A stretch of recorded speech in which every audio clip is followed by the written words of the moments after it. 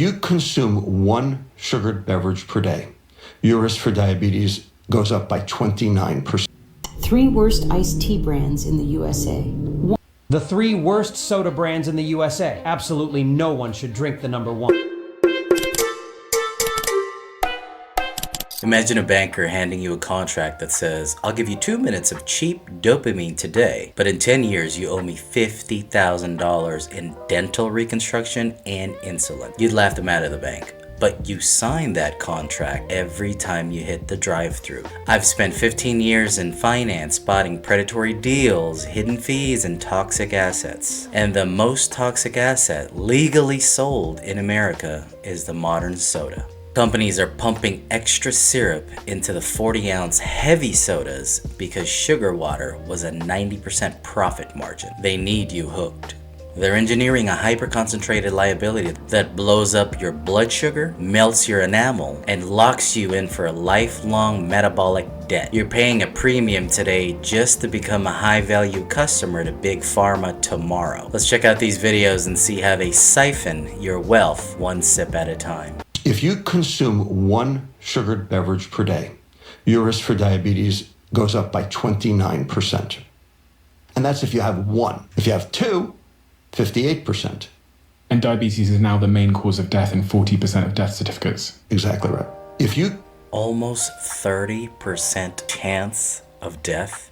Wow. And I gotta tell you, when I was younger and when I was in my 20s, I consumed a lot of soda. Now, not so much. It's mostly protein shakes, water, Crystal Light, so I mix that with my bottled waters. But I used to consume Coca-Cola, Sprite, the worst one, but at the time when I was real young, Mountain Dew. That was my drink. Cold, just ice cubes, especially on a hot summer day. Those bubbles kind of tickling your nose when they pop out. You see, I'm getting nostalgic just thinking about it. But now, I'm in my 40s, not so much. I feel like it's too much on my teeth and my mouth. I don't know what it is, but I just feel like it eats away at it. And I don't find it as enjoyable as I did back when I was a child in my teenage years. So that's just me. Anyway, let's take a look at the comments. That warning should be on the shelves in supermarket. But the risk of enjoying life goes up 100%. I can't argue with that. When I was a teenager, like when I was a kid, I didn't like drinking water. I like drinking soda. Not no more though. And yet the government says to stop sugar stuff, but the supermarkets put all the chocolate and sweets right in front of the counter. They do. All right, let's look at the next video. 3 worst iced tea brands in the USA. 1. Arizona. It used to be good, but now it's more like sugary syrup than tea. The large cans for 99 cents attract customers with the price, but the taste is lacking. It contains many I still drink it. I love it. I like the additives, mango one. and the drink resembles sweet water more than actual tea. 2. Brisk. This is not tea. It's a pure sugar bomb. I haven't had Brisk in a while. The ingredients include tons of sweeteners and flavorings, and the tea itself is barely noticeable. Drinking a bottle feels more like a sugar rush than enjoying a refreshing tea flavor. 3. Gold Peak. I've had Gold Marketing Peak. claims it's brewed tea, but in reality, it's a concentrate with additives.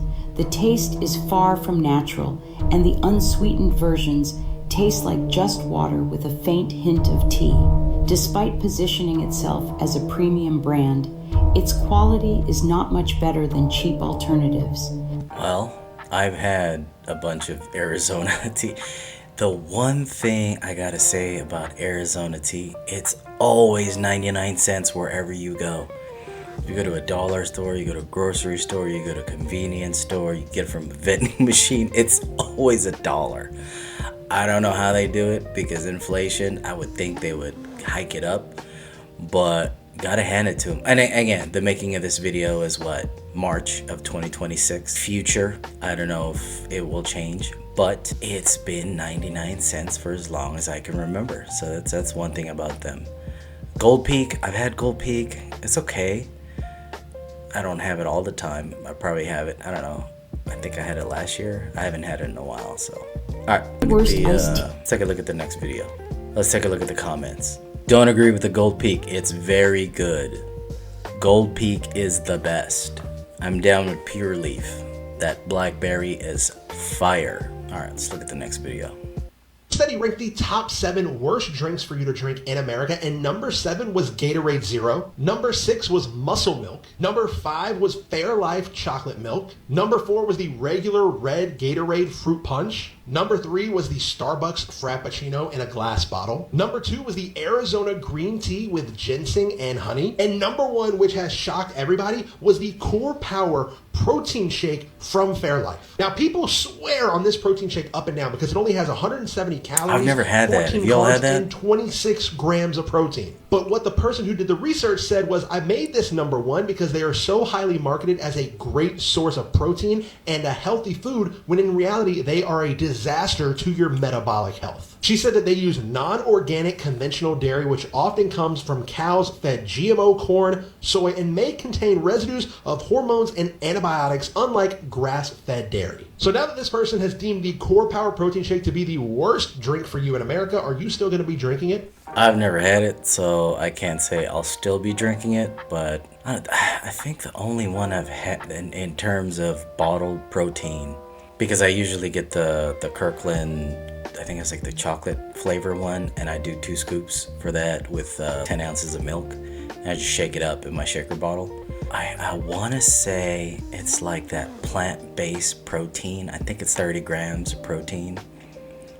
I forget the brand, but we got that at Costco as well. It was on sale, I think, and we just got it to see how it would taste and how it would do. So that's in terms of bottled protein ready to go. That's the only one that I've tried. It's okay. I prefer the Kirkland. I used to take the Optimum Nutrition, but that's just gotten so expensive. And Costco, if it's selling in their shelves, they're gonna copy it and they're gonna private label it, which is Kirkland, their private label. So that's the one I go with now. It's cheaper, I get more. I looked at the ingredients, it's virtually the same, so that's the one that I use. I don't normally go for these, but I'm curious what the comments say. So Mountain Dew didn't make the list. I'm afraid not on this one. Maybe some other list. Made it to my list when I was a kid. Sigh, I thought it was safe, cries a Gatorade Zero. I know it's not healthy, but Arizona being number 2 when Mountain Dew in any form exists is wild. No way the world's unhealthiest soda with the most sugar per can container isn't on the top 5.